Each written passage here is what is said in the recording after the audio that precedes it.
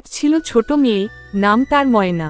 ময়না খুব সাহসী ছিল আর সবচেয়ে পছন্দ করত জঙ্গলে ঘুরে বেড়াতে।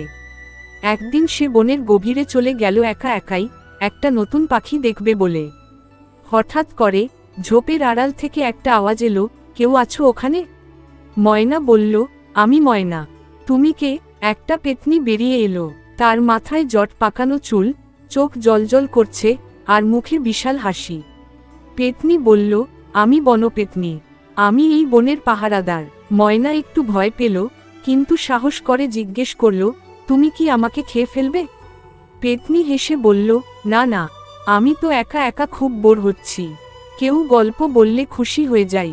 তখন ময়না বসে পড়ল পেত্নীর সঙ্গে। সে একটা সুন্দর রাজকন্যার গল্প বলল, তারপর একটা ভূতের মজার কাণ্ডের গল্প।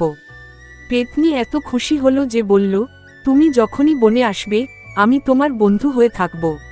সেই দিন থেকে ময়না মাঝে মাঝে বনে যায় আর পেত্নীর সঙ্গে গল্প করে। কেউ জানে না সাহসী ময়না আর এক পেত্নীর দারুণ বন্ধুত্বের কথা। এমন সুন্দর মজার গল্প পেতে চ্যানেলটি সাবস্ক্রাইব করুন।